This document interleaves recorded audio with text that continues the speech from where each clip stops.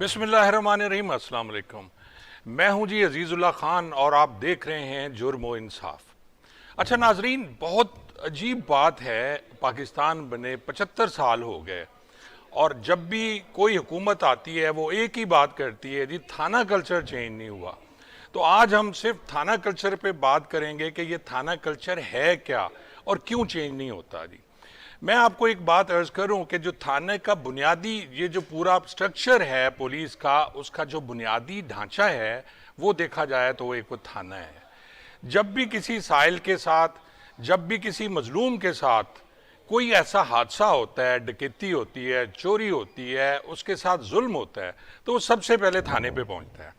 अब थाने पे जैसे ही वो जाता है तो उसे एक बंदा पहले तो गेट पे मिलता है जी, जो संतरी वहां खड़ा होता है गेट पे। पहले वो पूछेगा, उसका रवैया बड़ा अजीब सा होगा कि किधर आया अभी तू। फिर आप अंदर जाएंगे तो आपको मुहर्रिर थाना नामी एक चीज़ मिलेगी, जो सामने आपके बिल्कुल सामने, पहले तो जो पुराने थाने होते बिल्कुल सामने कमरा होता था जी, वहाँ बैठ के मुहर्रिर साहब और उसके इर्द गिर्द काफ़ी रजिस्टर पड़े होते थे और उस पर कुछ लिख रहे होते हैं, साथ में 2-3 और लोग भी बैठे होते हैं और उनके साथ कुछ मजलूम उस बंदे जैसे जो FIR दर्ज कराने या रपट दर्ज कराने के लिए गया है, वहाँ वो बैठे हुए हैं। अब थाना मुहर्रिर जो हैं वो बड़े आराम से बैठे लिख रहे हैं, वो तवज्जो ही नहीं करते आपकी तरफ कि आपको, वो पूछते नहीं है कि आपने करना क्या है।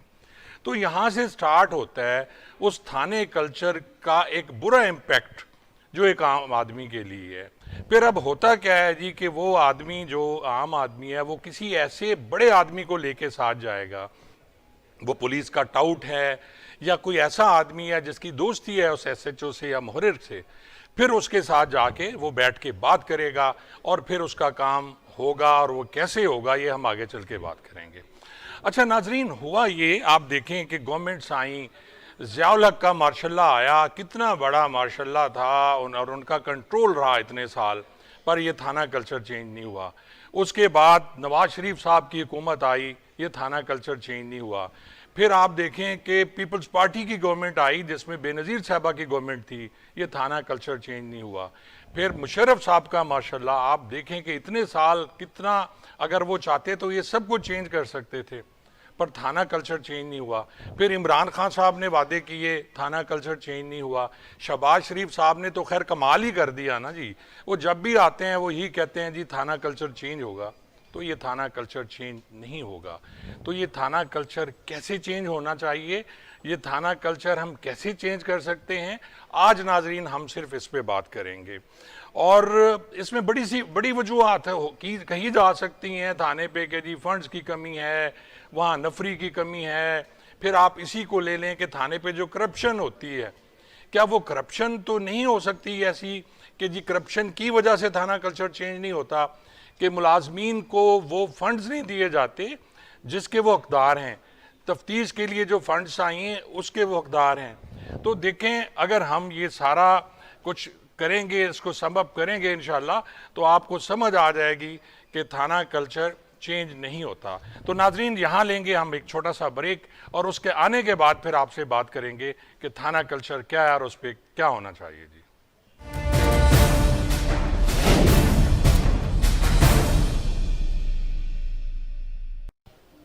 अच्छा नाजरीन, वक्फे से पहले हम बात कर रहे थे थाना कल्चर की, कि इतने साल हो गए, 75 साल हो गए जी, हमारा थाना कल्चर चेंज क्यों नहीं हुआ।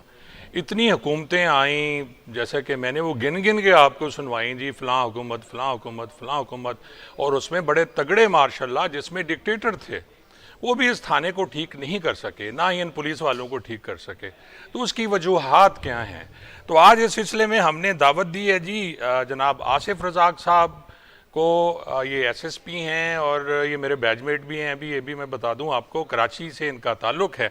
और उनके साथ हैं जी ज़ैन कुरैशी साहब, आप एडवोकेट हैं और साइबर क्राइम पे ये ज़्यादा करते हैं और एक्सपर्ट माने जाते हैं पाकिस्तान में, माशाल्लाह बहुत अच्छे ला रहे हैं। तो थैंक यू सो मच जी सर, आपका बहुत बहुत शुक्रिया ज़ैन साहब।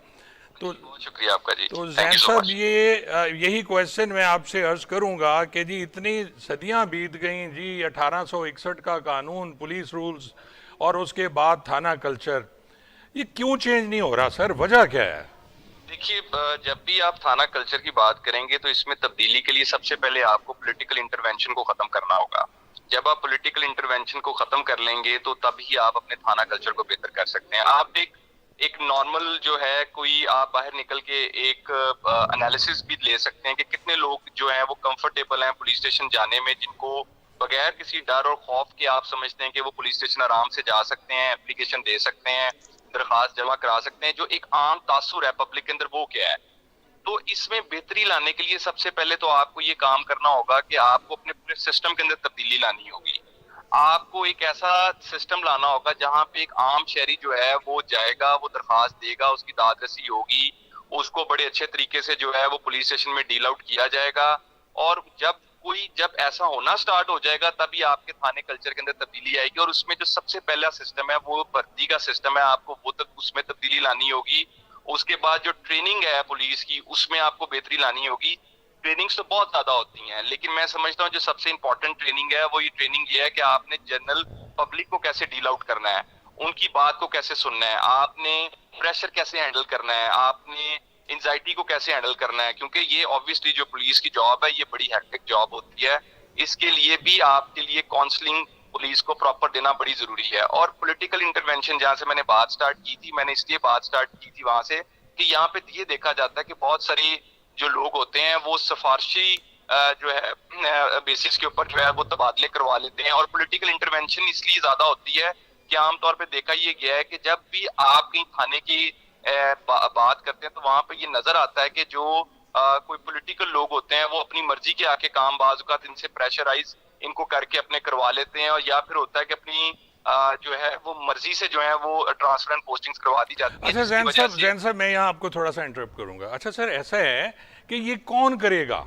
बात जी तो ये हो रही है कि जी, ये तो बात आपने बता दी कि जी सियासतदान जो है इसमें इन्वॉल्व होते हैं, थाना कल्चर, थाने पे अपने एसएचओज लगवाए जाते हैं, इसी तरह पटवारी अपने लगवाए जाते हैं, डीएसपी भी एमपी एमएनए की मर्जी पे आते हैं। तो ये जी कौन करेगा जब आपके सियासतदान जो बेसिक आपको आपकी गवर्नमेंट में बैठे हुए हैं, एक तरफ वो अपोजिशन में होते हैं सर, दूसरी दफा आ जाते हैं वो हुकूमत में आने के बाद वो सारी बातें भूल जाते हैं जो अपोजिशन में वो कर रहे होते हैं, और वो अब आ गए। तो चेंज इसको कौन करेगा? मैं आपसे ये सिर्फ पूछना चाहूंगा सर कि हम क्या करेंगे ये हमारा कल्चर चेंज हो। सर, देखें, बात यह है कि सबसे पहले एक सिस्टम ऑफ अकाउंटेबिलिटी लाना होगा। अकाउंटेबिलिटी के अंदर लाने से मुराद मेरा ये है कि जो भी एक अफसर है जिसकी ये ड्यूटी है कि वो मेरिट के ऊपर भर्ती करे, वो भी अकाउंटेबल हो। जिसकी ये ड्यूटी है कि वो ट्रांसफर एंड पोस्टिंग मेरिट पे करे, उसके ऊपर भी कोई शख्स बैठ के उसकी अकाउंटेबिलिटी करे। और जब भी ये अकाउंटेबिलिटी की जो सिस्टम की जब जो इम्प्लीमेंटेशन की बात आएगी तो यहाँ पे इशू आते हैं। यहाँ पे आपको फेयरनेस इन द सिस्टम लाने के लिए मैं समझता हूँ कि बहुत सारी ज्यादा कोशिशें करने की जरूरत नहीं है। सिर्फ जो आपके पास मौजूदा लॉज मौजूद हैं उन्हीं को अगर आप अच्छे तरीके से इम्प्लीमेंट करवा लें तो उनकी इम्प्लीमेंटेशन हो सकती है। मैं एक मिसाल दे देता हूँ कि अगर आप पुलिस सिस्टम में आप कहते हैं कि जी ये कैसे होगा, इसके लिए एक जो पॉलिटिकल विल है वो शो करनी होगी। देखिए, जो भी सियासी पार्टी आती है, अगर वो पुलिस सिस्टम को बेहतर बनाना चाहे, ये कोई ज्यादा मुश्किल काम नहीं है। सबसे पहले तो ये देखा जाए कि पुलिस के अंदर हम सिर्फ इस बात पे आ जाते हैं कि जितना भी ध्यान दिया जाता है वो रिकवरी की तरफ दिया जाता है। जी ऐसा ही है। जो एक आईओ है उसकी सारी तवज्जो रिकवरी की तरफ होती है। कि कभी आपने ये देखा है कि इनकी इनकी कभी ट्रेनिंग किस चीज की तरफ करवाई गई हो कि आपने फोरेंसिक एनालिसिस कैसे करना है, आपने किसी तफ्तीश का जो मौजूदा जो इंफॉर्मेशन टेक्नोलॉजी के इस्तेमाल के साथ कैसे उसको आपने कंप्लीट करना है। जो आपके पास मौजूदा इंफॉर्मेशन टेक्नोलॉजी है इसका इस्तेमाल इनको सिखाया जाए। इनको जो बुनियादी तौर पे जो सहूलियात हैं वो बेहतर तौर पे दी जाएं।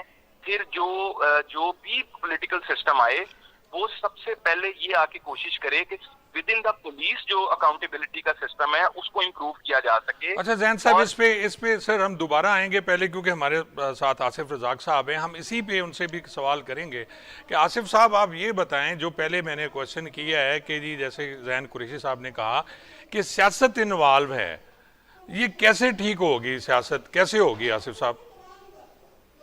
बिस्मिल्लाहिर्रहमानिर्रहीम। बहुत शुक्रिया आजिज खान साहब। बिल्कुल जैन साहब ने बिल्कुल सही कहा कि सियासत में इन्वॉल्व है, लेकिन सबसे पहले हमें तो ये देखना पड़ेगा कि अगर ये 1861 का कानून है और ये अब तक इम्प्लीमेंट हो रहा है, तो ये किस मकसद से बनाया गया था और अब इस किस मकसद के लिए इस्तेमाल किया जा रहा है, और क्यों नहीं नया कानून बनाया जा रहा है, या क्यों नहीं नया कानून हमारे जो एमएनएज हैं, एमपीएज हैं, जो बना सकते हैं, जिनका काम है बनाना। और इसमें खाना कल्चर तब्दील होने की करीब करीब कोई भी सूरत हाल नज़र नहीं आती। इसलिए कि अगर आप देखें थाना पुलिस के अंदर जो अपॉइंटमेंट का जो एक सिलसिला था, तो शुरू से तीन हिस्से हैं। एक कमीशन अफसर, एक जो है जिस तरह एएसआई से आते हैं वो डीएसपी तक, एसपी तक, और एक सिपाही से शुरू होते हैं। अब इसमें ऐसा है कि जो हमारे कमीशन अफसर आते हैं, बेसिकली वो नहायत पढ़े लिखे और हर लिहाज से बेहतर लोग होते हैं, कि उनका एक्सपोजर भी क्योंकि तालीम के हवाले से बहुत ज़्यादा आगे होते हैं, तो ज़्यादा पब्लिक में वो उनको पजीराई मिलती है। जबकि काम करने वाले जो सिपाही और हेड कांस्टेबल हैं या उनसे ऊपर जिस तरह आते हैं वो, तो उनके लिए कोई फैसिलिटीज़ नहीं है। अगर एक आदमी 12 घंटे दुनिया में किसी जगह कोई काम ऐसा नहीं कर रहे जो पुलिस जो कर रही है, अगर 12 घंटे करती है तो उसमें उसको फैसिलिटीज दी जाती हैं, या तो उसको जो है ओवर टाइम दिया जाता है या दीगर फैसिलिटीज दी जाती है। हमारे पास बेसिकली होता ही है कि आपने पुलिस में अपॉइंट हो गए, आपको उन्होंने 1 साल की ट्रेनिंग या 9 महीने की ट्रेनिंग मुख्तलिफ सूबों में मुख्तलिफ है, उसको जैसे तैसे वो करप्ट माहौल में ट्रेनिंग दे के आपने उसको कानून से ज्यादा करप्शन करने का तरीका बता दिया। अच्छा नहीं आसिफ, अब अच्छा जो मेरी मेरी बात सुने। बात ये हो रही है कि जी सियासतदान, अभी हम इसको अगर फोकस कर लेंगे तो ज़्यादा बेहतर होगा, ट्रेनिंग पे और उनकी प्रॉब्लम्स पे हम बाद में आ जाते हैं, तरतीब वाइज चलते हैं। तो जो बिल्कुल सियासी ऐसे ठीक है। इन्वॉल्वमेंट है आपका कराची में तो खैर बहुत ज़्यादा है। मैं भी क्योंकि रहा हूँ थोड़ा सा उसके सिंध पंजाब बॉर्डर के नज़दीक, वहाँ पंजाब से कुछ ज़्यादा ही इन्वॉल्वमेंट सिंध पुलिस में सियासतदानों की होती है। वहाँ डीपीओज उनकी नहीं मर्जी से इसमें लग रहे ऐसा होते हैं, इवन आईजी तक भी वहाँ मर्जी से लगते हैं। तो क्या नहीं नहीं अगर हम इनको इस सियासतदान इसमें मुदाखलत कम कर दें, अपनी मर्जी के एसएचओज मत लगवाएं, डीएसपी मत लगवाएं, तो क्या फिर ऐसा हो सकता है कि हमारा महकमा, ये जो पुलिस कल्चर है, ये ठीक हो जाए? मुझे इस बात का जवाब देंगे। आप पहली तो बात ये देखें ना, क्या आईजी साहिबान या डीआईजी साहिबान या डीपीओ साहिबान बगैर किसी सियासत के लगते हैं? अगर आप ऐसा समझ रहे हैं इतने लंबे अरसे सर्विस के बाद, तो मेरा ख्याल है वो उसका जवाब आप खुद ही देंगे। लेकिन मेरा ख्याल ऐसा नहीं, क्योंकि ये तमाम चीज़ें, पुलिस जो है ना एक सिविल इदारा है, वो सियासतदानों के साथ भी जुड़ा हुआ है।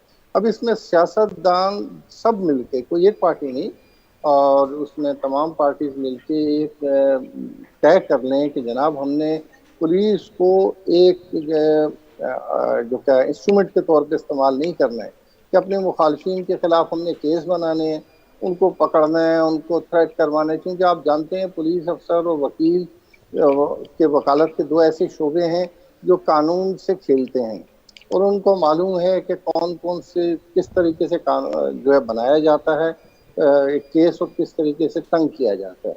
तो वो सियासतदान पहले तो एक इस बात पे आए ना, वरना तो आप देखें अगर पुलिस को निकाल दें तो कौन सी हुकूमत कामयाब हो सकती है।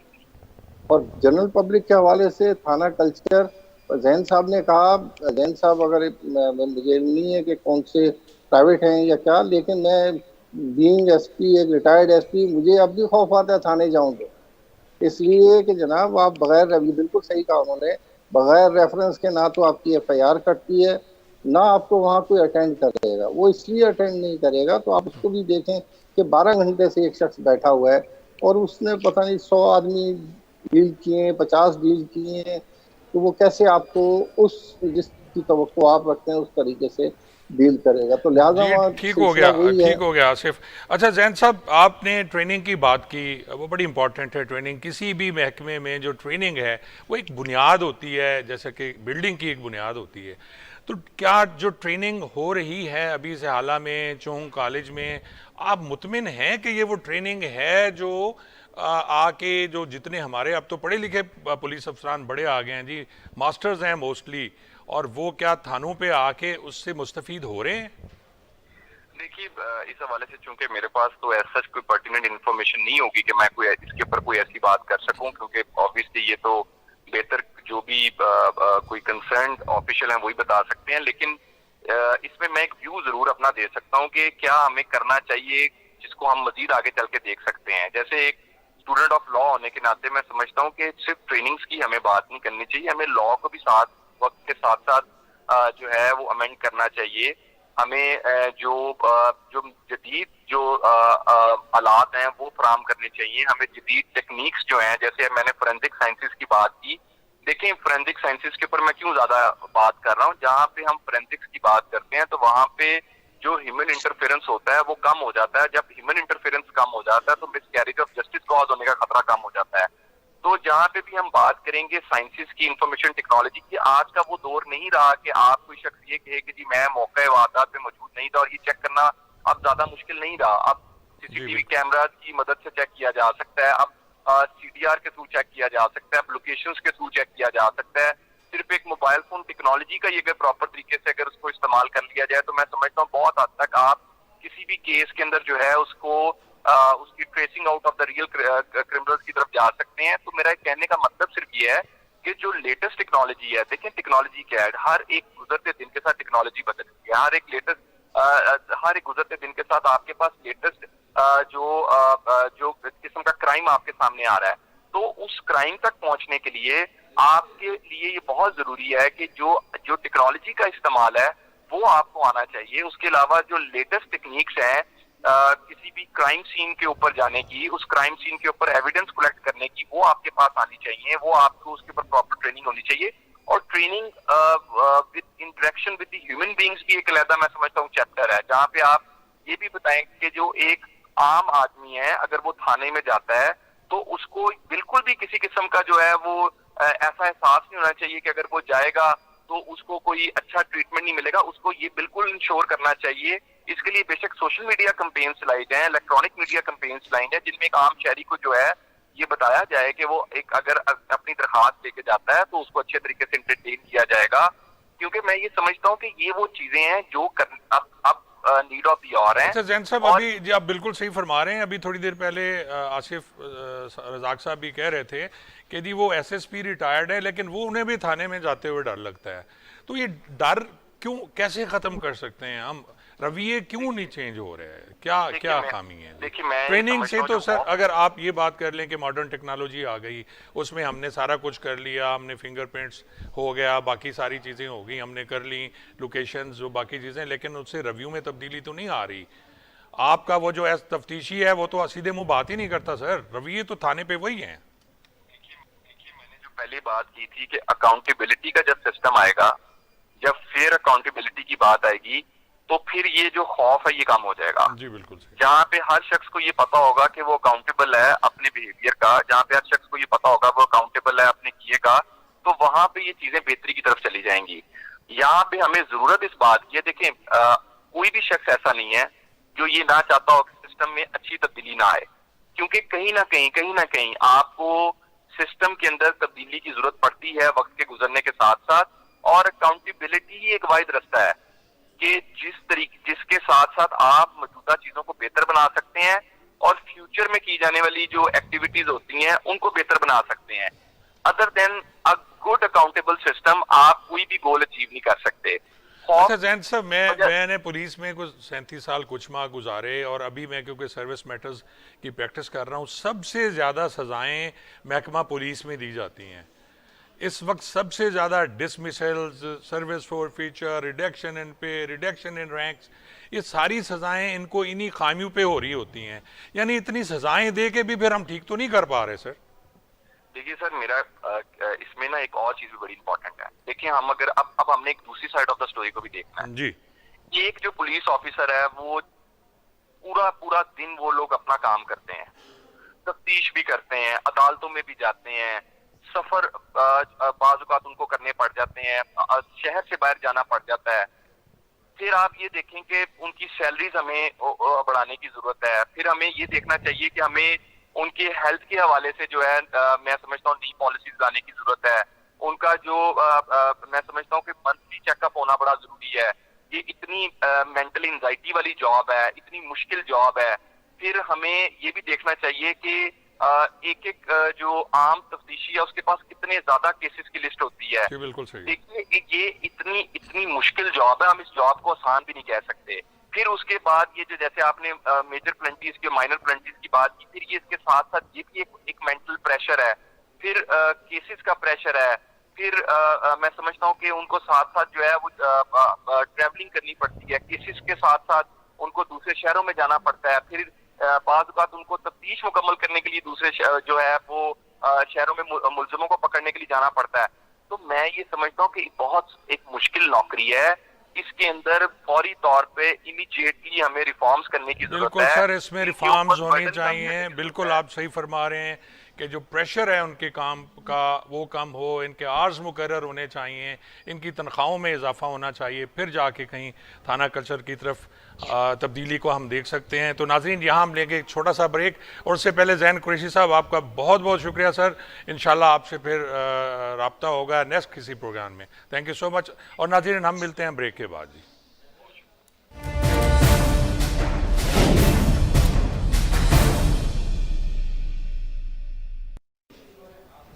अच्छा नाजरीन, वक्फे से पहले हम बात कर रहे थे जी थाना कल्चर चेंज क्यों नहीं होता। तो जो ज़ैन कुरैशी साहब हैं उन्होंने बहुत अच्छी बात की कि अगर इन पुलिस वालों को आप कुछ मराद दे दें, उनकी ड्यूटी आवर्स जो हैं वो बेहतर कर दें, और इनके जो अखराजात हैं ख़ास तौर पे तफ्तीश के वो कुछ ठीक हो जाएं, इनकी ट्रेनिंग बेहतर हो जाए, तो ये थाना कल्चर ठीक हो सकता है। तो आसिफ रज़ाक साहब लाइन पे हैं हमारे साथ। तो आसिफ, आप क्या समझते हैं कि ये जो सारी चीज़ें ज़ैन कुरैशी साहब ने बताई, कमी नफरी है, फिर उसके बाद वो बता रहे थे जी कि ड्यूटी आवर्स ज़्यादा होते हैं, और उसमें एक इंसान जो होता है वो कितनी देर काम कर सकता है, उसकी कैपेसिटी कितनी है काम करने की, क्या आप समझते हैं ये सही है सब कुछ? बिल्कुल जी साहब, जिस तरह जैन साहब ने फरमाया, असल में आप दुनिया में कहीं भी चले जाएं और तो 8 घंटे का एक सिलसिला है, तो उसमें अगर आप उसको तकसीम कर दें बाकी चीज़ों को तो आपकी मैनेज हो जाती है। अब 12-12 घंटे की जो पुलिस की सर्विस होती है, ये एएसआई से लेके आप डीएसपी तक समझ लें, एसपी साहबान को फिर भी कुछ रिलैक्सेशन मिल जाता है। तो ये 12 घंटे की ड्यूटी का मकसद है 14 घंटे, क्योंकि अगर आप उसी से एक ही शहर में रह रहे हैं तो 1 घंटा आपका आने का लग जाता है, 1 घंटा जाने का। अगर कुछ लोग वहीं स्टेशन हैं, जिस तरह बैरिक्स वगैरह में होते हैं, सिपाही हैं या हेड कांस्टेबल हैं, तो उनके रहने का निज़ाम आप देख लें, फिर उनकी अपनी परेशानियां देख लें। ये एक सिलसिला तो बहुत ज़्यादा पूरे सिस्टम को तब्दील करने की ज़रूरत है। और जैन साहब ने टेक्नोलॉजी का इस्तेमाल बताया जनाब, बिल्कुल सही है, सब कुछ हो सकता है। देखें अब जो बच्चे आ रहे हैं वो पढ़े लिखे बच्चे हैं, चाहे सिपाही हैं, उसमें भी आपको बहुत अच्छी तालीम याफ्ता लोग मिल जाएंगे। उनकी ट्रेनिंग भी एक मुनासिब अप टू द मार्क नहीं है, और उसको किस तरह की ट्रेनिंग होना चाहिए वो नहीं है, जो वक्त के मुताबिक वो ट्रेनिंग नहीं है। आप भी कर चुके हैं, हम भी कर चुके हैं, अब भी देखते हैं और मुसलसल देख भी रहे हैं, लोगों से इन टच हैं कि वहाँ जो रहने का इंतज़ाम है, खाने पीने का इंतज़ाम है, वो आप देख लें तो नहायत नामुनासिब है। अक्सर किसी किसी जगह कुछ बेहतर हो जाता है अगर प्रिंसिपल सही आ जाए तो।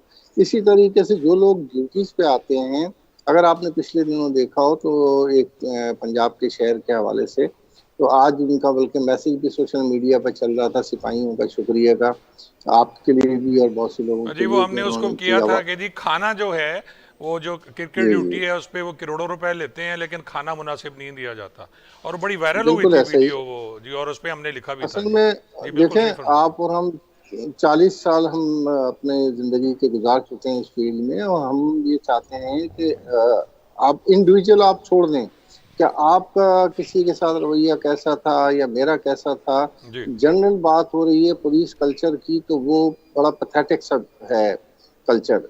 अगर आप जाएं तो आपको थाने में, अब बेसिक तो ये ना कि दोनों तरफ देखना पड़ता है कि हमें तो क्या, एक आदमी 12 घंटे ड्यूटी कर रहा है तो उसकी क्या पोजीशन होगी, लेकिन जो पब्लिक के लोग आते हैं, असल में जो आता है वो पुलिस के पास बहुत कम आदमी खुशी में आता है। ज्यादातर लोग जो हैं 99% लोग तकलीफ में आते हैं, जी बिल्कुल या सही। तो उनके साथ जो डकैती हो गई, झगड़ा हो गया, वो फरियाद लेके आते हैं। उनको जो ड्यूटी ऑफिसर बैठा है उससे पहले आपका जो संतरी है या गेट का जो सिपाही है, वही उसको इस तरीके से ट्रीट करेगा कि वो, अगर उस वो जानता है उसको, या उसके इल्म में बात लाई आती है कि ये कोई रेफरेंस है, फिर तो ठीक है, उसका रवैया तब्दील होगा। अदरवाइज तो वो कोशिश करता है 100-200 रुपये से वहीं पे ले ले, अच्छा आसिफ जो साहब, अंदर इस जाने। सिलसिले में मैं थोड़ा सा आपको यहाँ इंटरप्ट करूंगा। इस सिलसिले में गवर्नमेंट्स ने बड़े काम किए। यहाँ पंजाब में तो मॉडर्न थाने बने, फिर वो मॉडल थाने बनाए गए कि जी यहाँ बड़े खूबसूरत बिल्डिंग्स बनाई गई, लेकिन रवैया चेंज ना हुआ। बिल्डिंग्स बनाने के साथ एक ड्यूटी अफसर बिठाने के साथ एक पढ़ा लिखा ड्यूटी अफसर बिठाया गया, कहीं खवातीन भी बिठाई गई जो लेडी पुलिस ऑफिसर्स हैं, लेकिन रवैया फिर भी चेंज नहीं हुआ। बिल्कुल ऐसा ही है, कराची में भी ये मॉडल पुलिस स्टेशन है, और यहाँ पे तो एक अच्छा काम ये किया है कि अब उसमें जो एसएचओज हैं उनको डीडीओ पावर्स दिए हैं। लेकिन वो डीडीओ पावर जो है सिर्फ कागज की हद तक दी है, क्योंकि उनको काम ही नहीं आता। अब जो जिस आदमी को देखें, ये अकाउंट्स का पूरा एक अलग दुनिया है। उसमें जो अकाउंटेंट होते हैं वो डीडीओ पावर तो एसएचओ के पास है, लेकिन उससे साइन करा लिए जाते हैं। तो वो एक बड़ा मुश्किल गंभीर सा मसला है कि उसमें अगर आप अकाउंट्स की तरफ जाएंगे तो आप जो ऑपरेशन के काम है वो नहीं कर सकेंगे। अब क्योंकि एसएचओ का काम ज़्यादातर सिंध में तो ऑपरेशनल ही है, जी जी। और तो पंजाब का मेरे इल्म में नहीं है, तो वो बड़ा मुश्किल हो जाता है उसके लिए मैनेज करना। तो सिंध में और सिफारिश कल्चर तो आप देखें, आपने पिछली दफ़ा जो आपका सेशन था भी उसमें चलते हुए कहा था कि सिंध पुलिस पूरे पाकिस्तान में सिफारिश का कल्चर है, कहीं बहुत ज़्यादा है, कहीं बहुत कम है। और इसमें मकसद अभी तक हम कह सकते हैं कि बेहतरी लाई जा सकती है उसमें। अब आप देख लें, पिछले दिनों में देख रहा था, बल्कि कल भी और आज भी मैंने एक देखी वीडियो, आईजी साहब पंजाब की, बड़ी खूबसूरत वीडियो कि अपने गाजी को वो तो बड़ा शाबाश दे रहे हैं। इसी तरह सिंध में है, सिंध में अच्छा, सिंध का कल्चर थोड़ा सा मुख्तलिफ है कि यहाँ जो है सीनियर अफसर, उनका बेहतर होता है रवैया, जो मकसद बहुत ज़्यादा सख्ती वाला नहीं होता बनिस्बत बहुत से दूसरे सूबों के हवाले से। तो यहाँ वो फ्रेंडली सा एक माहौल भी रखते हैं, लेकिन एक हद तक डिसिप्लिन के अंदर अच्छा रहते हुए। आसिफ साहब, आप इस पे चलें। बात हो गई, बात ये है कि एक ज़रूरतमंद थाने पे जाता है, जैसा कि आप कह रहे हैं कि कोई खुशी से तो थाने नहीं आता ना। एक हॉस्पिटल बंदा जब जाता है वो बीमारी की सूरत में जाता है, और जब थाने पे जा रहा होता है तो वो उसके साथ ये डकैती होगी या किसी ने मारा होगा उसे। अब जब वो वहाँ जाता है उसका पहला मकसद होता है कि मेरी एफआईआर लॉन्च की जाए, वो एफआईआर लॉन्च नहीं होती। अब आईजी साहब फरमा रहे थे, जो मौजूदा हमारे आईजी हैं उस्मान अनवर साहब, इन्होंने 11,000 एफआईआरें लॉन्च कराई हैं यार, 11,000 एफआईआरें जो नहीं दी गई थी। तो ये अब इन्होंने 1787 को मुहर्रिक किया, खुद बैठते हैं, और अगर पर्चा दर्ज नहीं होता तो डीएसपी सस्पेंड किए इन्होंने, एसएचओ सस्पेंड किए, तो उसके साथ ही एफआईआरें दर्ज होना शुरू हो गई। तो क्या फिर ये वो बात तो ख़त्म होगी ना कि जी ट्रेनिंग की कमी है या फलां की कमी है या थकन बड़ी है। तो जब किसी आईजी ने उठा लिया डंडा तो फिर एफआईआरें क्यों दर्ज होना शुरू हो गई? तो इसको क्या कहेंगे आप, क्यों नहीं हो रही थी? देखें, इसमें वही आ जाता है कि जब वो पोस्टिंग जो है ना, अब एसएचओ को, इंस्पेक्टर को, सब इंस्पेक्टर या हेड मोरल को या डीएसपी को इतना मैटर नहीं करती, क्योंकि जब ये स्टैटिक्स का मामला आता है, जब ये ऊपर जाती है तो वो रिफ्लेक्ट करती है कारकर्दगी डीपीओ की, डीआईजी की, आरपीओ की, और फिर उसके बाद आईजी साहब की। अब कराची में 92 में जो थे हमारे डीआईजी कराची थे असद जहांगीर साहब, बाद में आईजी सिंध भी रहे उन्होंने, और जावेद इकबाल साहब जो आईजी पंजाब भी रहे जी बाद जी में, बिल्कुल। वो हमारे एसएसपी थे। उन्होंने एक क्राइटेरिया इन राइटिंग दे दिया कि जनाब एफआईआर, जब वो एक मीटिंग हुई पहले एसएचओ की, उसमें बहुत से लोगों ने, और फिर मैंने भी ये रिक्वेस्ट की थी कि जनाब हम वर्किंग करते हैं क्राइम में, हम मुकदमा दर्ज नहीं करते हैं। उस वक्त जो है वर्किंग एसएचओ करता था। हम्म। तो वो उन्होंने कहा जी इसका हल कैसे होगा? हमने कहा जी आप हमसे शोकाज देना, हमें सजा देना छोड़ दें, हम बिल्कुल इम्पार्शल होकर काम करेंगे और आपको जो है फर्क मालूम चलेगा। वो एफआईआरों की शिकायत खत्म हुई, लेकिन उसमें उन्होंने एक अच्छा काम ये किया कि उन्होंने जिस एसएचओ की थाने की हदूद में कोई वारदात होती थी, अगर 4-5 हुई हैं, तो वो उन्होंने एक क्राइटेरिया रखा होता कि उसका 35% मिनिमम वो उन केसों का जो है डिटेक्ट करेगा, उस डिटेक्शन वक्त होनी तफ्तीश चाहिए। एसएचओ के, यानी अगर ठीक उसके है, तो इलाके वो में 5 एफआईआर हुई हैं तो उसमें 35% डिटेक्ट हो जानी चाहिए, तो वो माना जाएगा वो काम कर डिटेक्ट रहा है। होनी चाहिए, यानी आपने बर्किंग काम नहीं कर, करनी, आपने जुर्म रोकना नहीं है, अगर हो गया बिल्कुल एफआईआर ऐसा। आपने देनी है। अच्छा, अभी सिंध पुलिस में भी ऐसा ही हुआ है, जो मौजूदा आईजी साहब हैं, जब ये एडिशनल आईजी कराची थे, इन्होंने फ्री एफआईआर कर दी और बिलाशुबा बहुत एफआईआर हुई, लेकिन उसमें मीडिया की तरफ से और फिर सियासी जो हमारे लीडरान हैं उनकी तरफ से मकसद थोड़ी सी तशवीश हुई कि जनाब ये इतना क्राइम बढ़ गया। वो असल बात ये थी कि जनाब वो क्राइम इसलिए बढ़ा कि एफआईआर फ्री हो गई थी, और होनी भी चाहिए। असल में आप देखिए ना कि जो भी शख्स आता है उसका, देखें कानून में तमाम चीज़ें मौजूद है। अगर मैं आता हूँ आपके पास कि जनाब मैंने ये, मेरे साथ ये जुल्म हुआ है, ये इसकी एफआईआर काट दें, जो बैठा होता है रोजनामचे पे, जो भी ड्यूटी ऑफिसर, उसका काम उससे तफ्तीश करना शुरू नहीं हो जाता। उसका काम है, अगर वो मुकम्मल मालूमात रखता है तो एसएचओ को बताए जनाब ये झूठी एफआईआर कराना चाहते हैं, अदरवाइज वो मनोवन वही अल्फाज के साथ वो एफआईआर दे दे, और अगर वो उस पर तफ्तीशी अफसर जो है तफ्तीश करे, अगर गलत लिखा है तो उसके खिलाफ 182 का मुकदमा करे। लेकिन अनफॉर्चुनेटली होता ये है कि अब जो है, पहले जो वर्किंग एसएचओ करते थे, अब जो जनरली यही देखा गया है कि डीपीओ की मर्जी के बगैर कोई जी बिल्कुल, एफआईआर ये नहीं सही है। कटती। इसी पॉइंट की तरफ मैं आना चाह रहा था कि डीपीओ की मर्जी के बगैर अब जिले में पता नहीं हिलता। अब पर्चा जो होता है खास तौर पे क्राइम अगेंस्ट पर्सन जो है वो नहीं, क्राइम अगेंस्ट प्रॉपर्टी जिसमें डकैती है, राजनी है, 382 है, वो अब डीपीओ की इजाज़त के बगैर पर्चा नहीं हो सकता। तो शायद उसकी एक वजह ये भी है। तो अच्छा, इसमें आसिफ साहब ये फरमाएं कि ये जो तफ्तीशी अखराजात हैं, क्या वो उनका ना मिलना भी वजूहात हो सकती हैं कि डिप्रेशन है, पैसे नहीं है, वो कहाँ से लाएं? तो ये भी हो सकता है, कुछ मुख्तसरन इस पे ज़रा फरमाइए। जनाब बिल्कुल, जी बिल्कुल ऐसा ही है, और इसमें बहुत सी रिसर्च भी हो चुकी है। अब असल में देखें, जो महंगाई या जो हालात हैं उसके हवाले से आप देख लें कि एक तफ्तीशी अफसर, अगर वो मकसद अगर वो तफ्तीश के लिए उस पर एफआईआर मिलती है, उसने मायना मौका पे जाना है, बिल्कुल वो सही। कैसे जाएगा? ठीक है, अगर वो अपनी मोटरसाइकिल पे जाएगा, वापस आएगा, वहाँ से एविडेंस कलेक्ट करना, फॉरेंसिक के हवाले से जैन साहब ने कहा जनाब फॉरेंसिक का तफ्तीशी बैग होता है हमारे पास, लेकिन बहुत पहले भी उसमें जब सामान नहीं होता था, और अब भी हाल ऐसा ही है कि उसमें सामान हो ही नहीं अभी सकता, अभी इसलिए नहीं कि होता है। केमिकल्स जी भी बिल्कुल महंगे हैं। आसिफ, और आपने सही फरमाया, क्योंकि वक्त की कमी है। इंशाल्लाह अगले प्रोग्राम में हम तफ्तीश पे बात करेंगे और चेंज ऑफ इन्वेस्टिगेशन क्या है, लोगों के प्रॉब्लम्स क्या हैं, इस पे हम बात करेंगे। आपका बहुत बहुत शुक्रिया Asif Razzaq, thank you so much जी।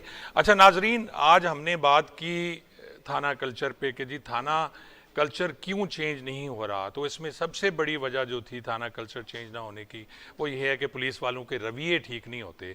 जब भी कोई आम आदमी थाने पे जाता है तो वो डरते हुए जाता है, जब तक उसके साथ कोई वडेरा, कोई थाने का टाउट, कोई एसएचओ का दोस्त या किसी बड़े अफसर की सिफारिश ना हो, उस वक्त तक वो थाने पे जाके बात नहीं कर सकता। एसएचओ से मिलना तो बहुत दूर की बात है, मोहर से बात नहीं होती। तो ये एक वजह थी जिसमें हमने थोड़ा सा फिर तफ्तीश को भी देखा, हमने उनमें कमी नफरी को भी देखा, हमने उसमें ये भी देखा कि मुलाजमीन के प्रॉब्लम्स क्या हैं, कि एक आम कांस्टेबल या पुलिस मुलाजिम है वो 12 से 14 घंटे ड्यूटी करते हैं, तो क्या उसकी वजह ये तो नहीं होती उनका वो चिड़चिड़ापन और वहाँ बैठ के जो कर रहे होते हैं, ये सारी चीज़ें इसमें शामिल हैं। तो इंशाल्लाह अगले प्रोग्राम में हम बहुत सी बातों पे डिस्कस करेंगे जो थाना कल्चर से रिलेटेड होगी। आपका बहुत बहुत शुक्रिया इस प्रोग्राम को देखने का। इंशाल्लाह अब आपसे मुलाकात होगी अगले प्रोग्राम में।